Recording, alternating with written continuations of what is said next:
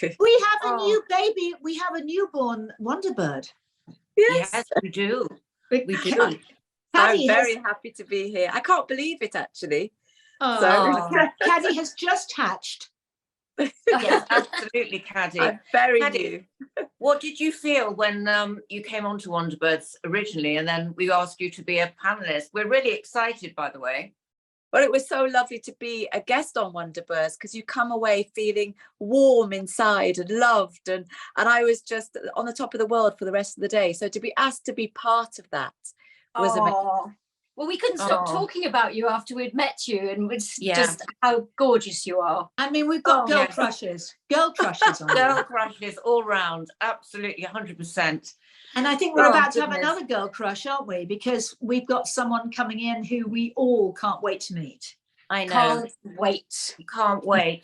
I mean, honestly, huge fans, all of us, aren't we? Complete fan. It is the incredible, beautiful, wonderful Sam Brown. Come in, Sam. Hi, Sam. Hi, Sam. Oh, darling, it's so lovely to see you. I've been so excited. I don't know if Jeff told you, but I've been so excited to see you. Because not just because I think you're amazing, and I loved all of your wonderful hit records and the other records that on your albums. Oh my gosh, I'm a big fan. We all are huge fans. All of us are. But also, I worked with your dad for about 2 years in a revival in the 80s of Oh Boy and Let's Rock. Oh, well, I did that, didn't I? You did after me. Because I left right at the end, and I know that you did that, and I was, and I know your mum did it too, didn't she? Yeah, she did. I was a little chubby teenager when I did that, and excruciatingly shy, and I found it really hard. But I recognized your name and your face, but couldn't quite place where it was. Oh, and honestly, your dad, he's one of the very top people on my list of famous musicians who was a real musician. You know what I mean? He was so talented, and he led with that. And I'm such a lovely, genuine guy. Yeah, he's with the most enormous feet. I think you're right. I think he has got size 10s, but they're the same. Is that for some reason I remember him having big feet, because he did pantomime for my mum and my stepfather many years ago when I was a little girl, and I just remember seeing these feet, these shoes in the dressing room, and they were his, and they were huge, but perhaps because I was so small, they looked bigger. Maybe. I think if they were next to Marty Wilde's shoes, then they would look small. Yeah, absolutely. Yes, Marty has got very big feet, hasn't he? And I know that Nat wants to talk to you about something very, very important. Lots of things. I could spend a day talking to you. I'm such a massive fan, but you've just recently brought out your new album, which is so amazing. Whose dog is that? Who's that? But it's so extraordinary. Your story, not only everything that you have done and everybody that you've worked with, your story is so phenomenal, but this new album, the story behind every single one of these amazing tracks that you've put together for this album, doing it in lockdown, but it's the actual story of what happened to you and your voice. And I feel like I've been listening to all these tracks, and one of them particularly, I think, oh my gosh, you should be writing for theme music for blockbuster TV series, where they have those amazing credits. Tribe. I think, wow, that's so kind of filmic. But the story, your story behind this album is phenomenal. Can you tell us about that?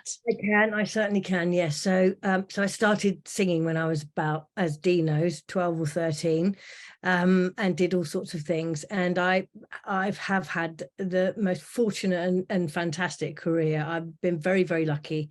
And I love music, and I loved singing more than almost more than life itself. I would go as far as to say, not my children, obviously. I didn't love it more than my children.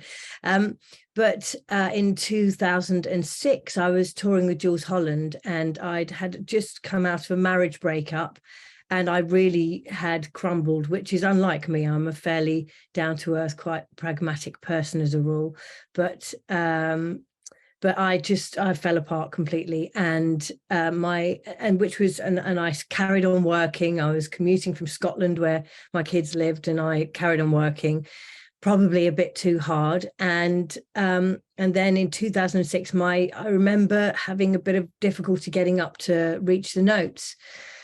And I kind of thought, well, it's the stress of it, or it's this, or it's that, or whatever, it'll pass, sort of thing, you know. But it never has. And I've seen 4, 5 of apparently the top doctors. I'm sure they are the top doctors. I'm sure there isn't a reason necessarily, but nobody has an answer, and it's never really been properly diagnosed. I had polyps on my vocal cords, but that's not the cause of the problem.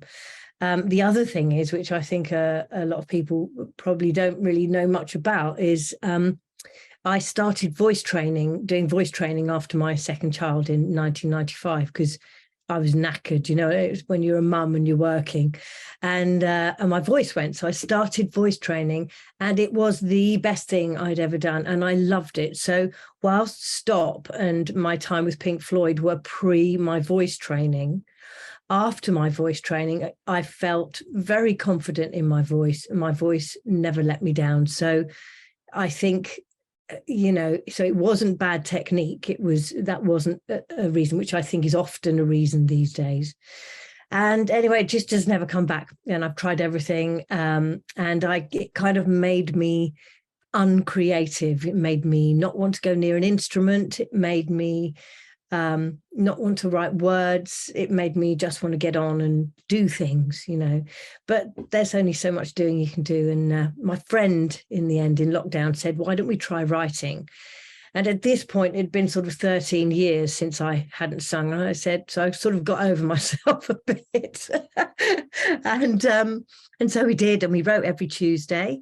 And the first few songs were a bit rubbish. And then, but what I think I realized was, lyrically, it was really a good thing for me to be doing. I love writing songs. And then about the 4th or 5th song in, I was demoing them at home, because I record everything myself at home. Well, all the vocals, and Danny was doing the music, and I was doing some of the music, and blah, blah, blah. And I thought, I'm just going to put this into auto-tune and see what it sounds like, because I was sort of struggling to sing it in tune and only just getting there. And there were very simple melodies. And I did that, and all of a sudden it just went ping, and it all came to life.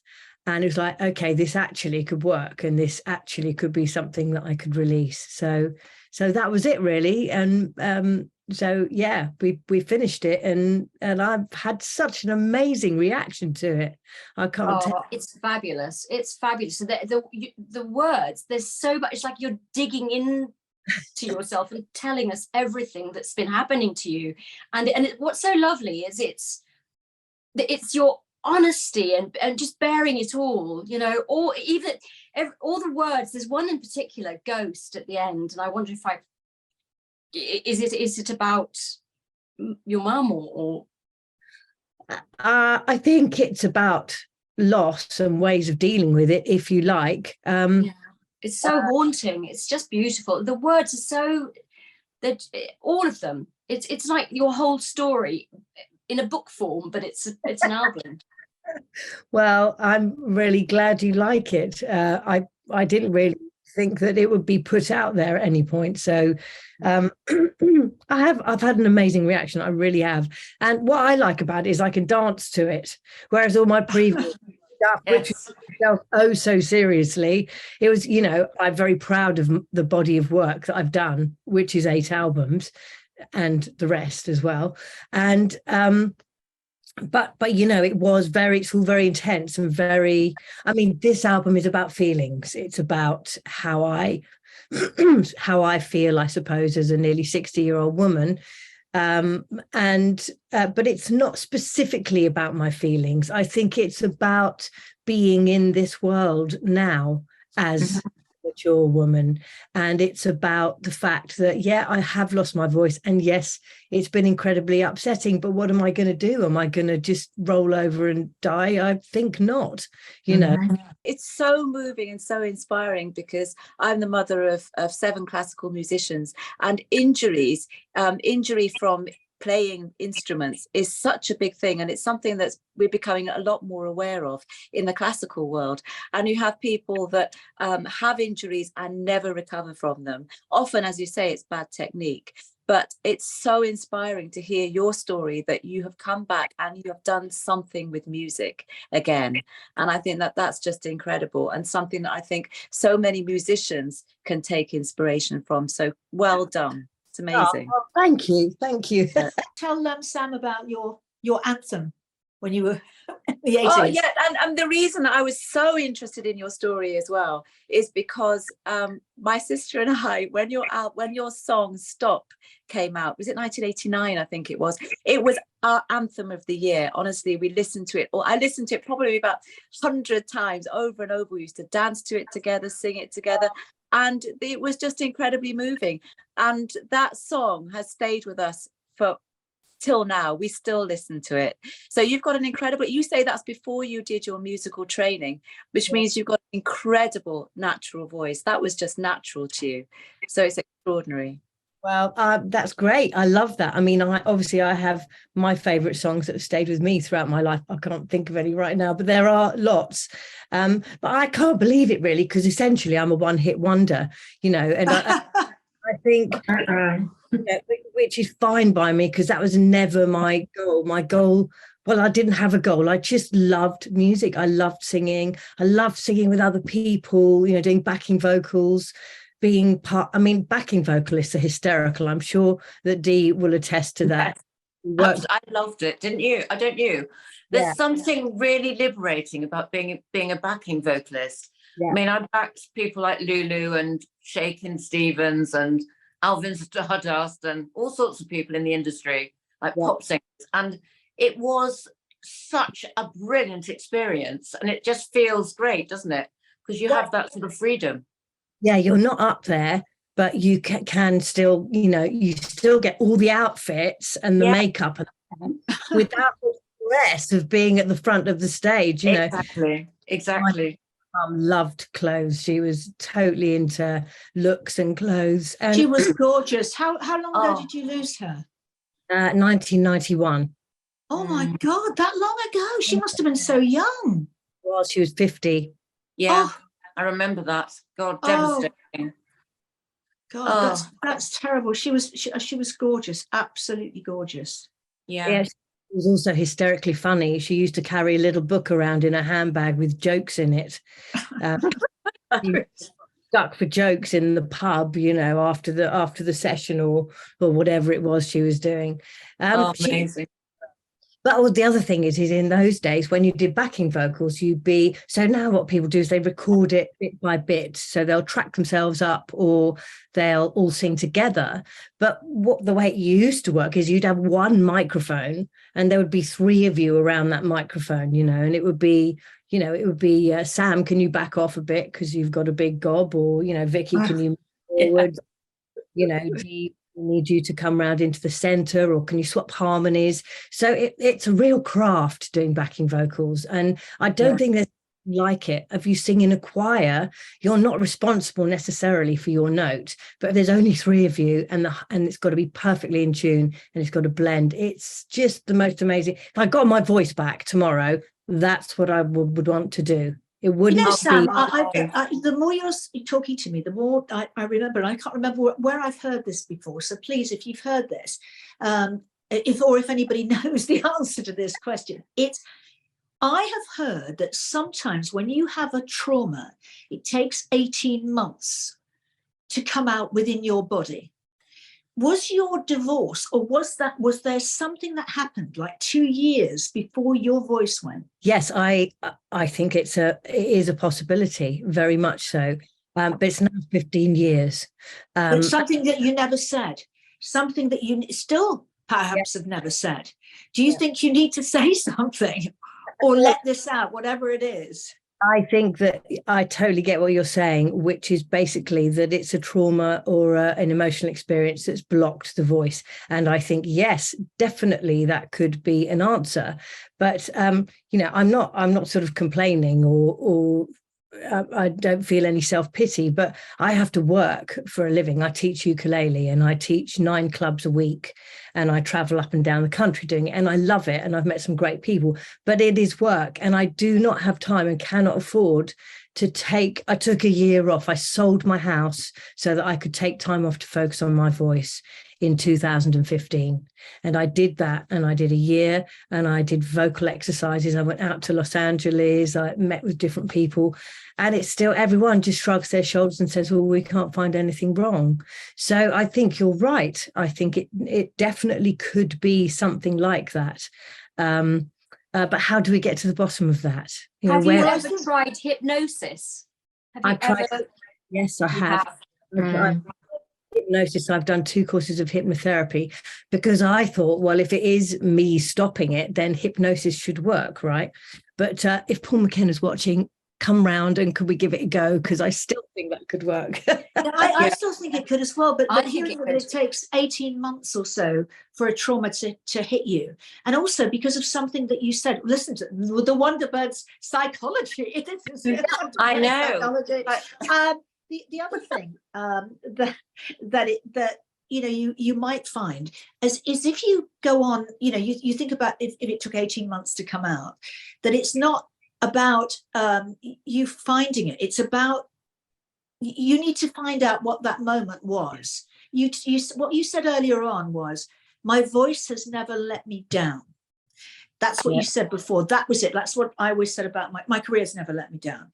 But then your voice let you down. So what happened? Something triggered you. Something triggered you. I am convinced of this. And if we cure you on Wonderbirds, can we be your backing vocals? Definitely. Well, I need your ukulele. Yeah, we need to do that. I was given a ukulele by my kids. I've got it here. I'm so excited to meet you. I've got it here. This is my ukulele, isn't it? It's a little Fender head. Isn't it That sweet? Wow. I didn't know. I fell over and broke my She's going to wrist. get hers. Oh. There's a story with this one. This lady, I did an article in Dorset, and this lady wrote to me, and she said my dad. Didn't have children. She said, this is my dad's ukulele and I want you to have it because I've read your story in this paper. And I met up with her, Jan. She was lovely. Her dad was in the Navy and he bought this ukulele in Hawaii. It had catgut strings and it was wrecked and I've had it done up. It's just such a beautiful little thing. Oh, and it's out of tune. You're going to Australia, aren't you, Sam?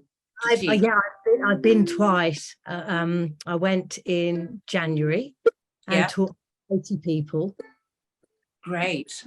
And it's the 3rd time I've been out there, and they are so lovely. They're all retired people in Western Australia, and we learned a set of completely new songs, 3-part harmony, and it was just lovely. Well, it was lovely to get some warmth in my bones as well from being here. Absolutely. Do you still have the International Ukulele Club of Sonning?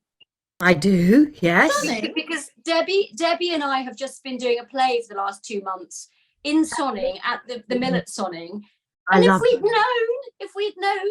Well, actually, it was Sonning Common. It wasn't Sonning, it was Sonning Common. Oh, Sonning Common. Yeah, but the Mill at Sonning is fantastic. It's really brilliantly acoustically designed, isn't it? There, absolutely. It's a fantastic place. Fantastic. Sonning Common is quite nearby, then, is it? I don't know quite. Yeah, it's about 15 minutes away, and it is the common version of Sonning. Common version. That's great. The musical version. Yeah. Because I tell you what, Sam, there are singers and there are singers, and it's the thing about you is you actually connect with the audience. People can have brilliant voices and sound amazing, but you've got the empathy, and which is why, you said one hit wonder. I don't see it like that. I see that every time you sing, it doesn't matter what your voice is like, you connect with the audience, which is like what's happened with your new album. And I just and think also, Sam, if you think of all the other singers, right, who use this app anyway to get their voices right, that's all they've ever used. They've never been able to sing properly. and you know, you've discovered this, that it's just helping you. But I think that's I really do think we'll have to get on Paul McKenna. We're gonna cure this. We are. You know, the most bottom of wonderful it. thing about all of this is that if you are a creative person, I mean, like in lockdown, dancers were giving dance classes to other dancers online. People were singing. They were making these amazing videos with hundreds of them, you know, people in musicals all coming together and doing it in their living rooms. Every single one of us who is creative, we'll have to find some way of letting it out. It can't be put to sleep. And I think that's what's so wonderful. The creativity has to come out in some way. Well, I think you're absolutely right. And I think for me, it was a complete revelation. It was like, what have you been doing, Samantha? Just completely ignoring this part of yourself that is so important for everyone, isn't it? I think it happens. I think it happens as well with, you know, with divorce, with motherhood. I mean, divorce is very. I mean, I know Caddy hasn't been divorced, neither of you now, but Dee and I have numerous times. A couple of times. Yes, a couple of times. And it takes you by surprise, because even if it's your decision anyway, it's still so traumatic for you, your kids, everything, isn't it? It is. Yeah, it is. But you know, that is life, isn't it? I mean, actually, I do occasionally think I have to pursue. You know, I come up with various ideas. Someone said the other day, "Is it neurological?" Well, you know, to go and see a neurologist to find out if it is neurological would, you know, involve all sorts of different things. So you'd have to get a reference from a doctor. So the doctor would have to agree with you that it possibly. I mean, it's just everything.